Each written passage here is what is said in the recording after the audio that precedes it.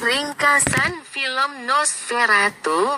Film Nosferatu adalah salah satu film horor klasik paling berpengaruh dalam sejarah sinema. Film ini dirilis pada tahun 1922 dan disutradarai oleh F.W. Murnau, Friedrich Wilhelm Murnau, seorang sineas Jerman yang dikenal sebagai salah satu tokoh utama dalam gerakan Jerman Ekspresionisme. Film ini merupakan adaptasi tidak resmi dari novel Dracula karya Bram Stoker. Karena masalah hak cipta, nama-nama karakter dan beberapa elemen cerita diubah. Tetapi inti kisahnya tetap terinspirasi oleh novel tersebut. Latar belakang produksi. Nosferatu diproduksi oleh perusahaan film kecil asal Jerman bernama Prana Film, yang didirikan oleh Albin Grau dan Enrico Dieckmann. Prana Film didirikan khusus untuk memproduksi film dengan tema okultisme dan horor, dan Nosferatu adalah proyek pertama dan satu-satunya mereka. Grau, seorang produser sekaligus seniman, memiliki minat mendalam terhadap esoterisme dan okultisme yang memengaruhi estetika dan tema film ini. Grau awalnya menginginkan adaptasi langsung dari Dracula, tetapi karena hak cipta novel masih dimiliki oleh keluarga Bram Stoker, mereka memutuskan untuk mengubah elemen-elemen tertentu. Judul film diubah menjadi Nosferatu, Eine Symphonie des Grauens, Nosferatu, A Symphony of Horror, dan nama karakter, serta latar cerita dimodifikasi. Contohnya, Count Dracula menjadi Count Orlok, dan setting dari Inggris dipindahkan ke Jerman. Film ini menggunakan teknik sinematik yang sangat inovatif untuk zamannya. Murnau memanfaatkan pencahayaan yang kontras, bayangan ekspresif, dan lanskap alam yang suram untuk menciptakan suasana menakutkan dan penuh ketegangan. Sinopsis: cerita dimulai di kota kecil Wisborg, Jerman, di mana seorang agen real estate bernama Thomas Hatta, diperankan oleh Gustav von Wangenheim, menerima tugas dari majikannya, Hertog Alexander Granit, untuk pergi ke Transilvania. Nog telah menerima surat dari Count Orlok, Max Schreck, seorang bangsawan misterius yang ingin membeli properti di Wisborg. Hatter meninggalkan istrinya, Ellen, Greta Skrodel, dan melakukan perjalanan panjang ke Kastil Orlok. Dalam perjalanan, ia mendengar peringatan dari penduduk lokal tentang Nosferatu, tetapi ia mengabaikan peringatan tersebut. Sesampainya di kastil, ia bertemu Count Orlok, sosok menyeramkan dengan penampilan yang tidak manusiawi, tubuh kurus, telinga runcing, kuku panjang, dan gigi tajam seperti tikus. Saat malam tiba, Hatter menyadari bahwa Orlok bukan manusia biasa, melainkan vampir. Orlok menandatangani dokumen untuk membeli rumah di Wisborg, yang kebetulan berdekatan dengan rumah Hatter. Malam berikutnya, Hatter menemukan Orlok menghisap darahnya. Hatter pingsan, dan ketika ia sadar, Orlok sudah berangkat ke Wisbok dengan membawa peti-peti berisi tanah dari kastilnya. Tanah ini diperlukan oleh vampir untuk bertahan hidup. Sementara itu, Ellen mulai merasakan kehadiran jahat dari Orlok, meskipun ia masih jauh.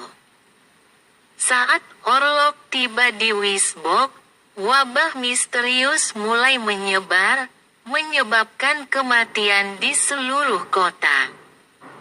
Warga percaya wabah itu disebabkan oleh tikus yang dibawa Orlok dalam peti-petinya. Puncak cerita terjadi ketika Ellen mengetahui bahwa satu-satunya cara untuk mengalahkan vampir adalah dengan mengorbankan dirinya. Ia harus membuat Orlok terpikat hingga fajar menyingsing. Karena sinar matahari adalah kelemahan utama vampir. Dalam adegan yang sangat dramatis, Ellen berhasil membuat Orlok menyerangnya, tetapi ia tetap berada di sisi Ellen hingga matahari terbit. Orlok akhirnya hancur oleh sinar matahari. Sementara Ellen meninggal akibat kehilangan darah. Para pemain. 1. Max Schreck sebagai Count Orlok. Max Schreck memberikan penampilan yang sangat mengesankan sebagai Count Orlok, yang menjadi ikon vampir di layar lebar. Penampilannya yang menakutkan dan ekspresif membuat banyak penonton percaya bahwa ia benar-benar vampir. 2. Gustav von Wangenheim sebagai Thomas Hatter. Gustav memerankan protagonis yang menjadi saksi kengerian Orlok.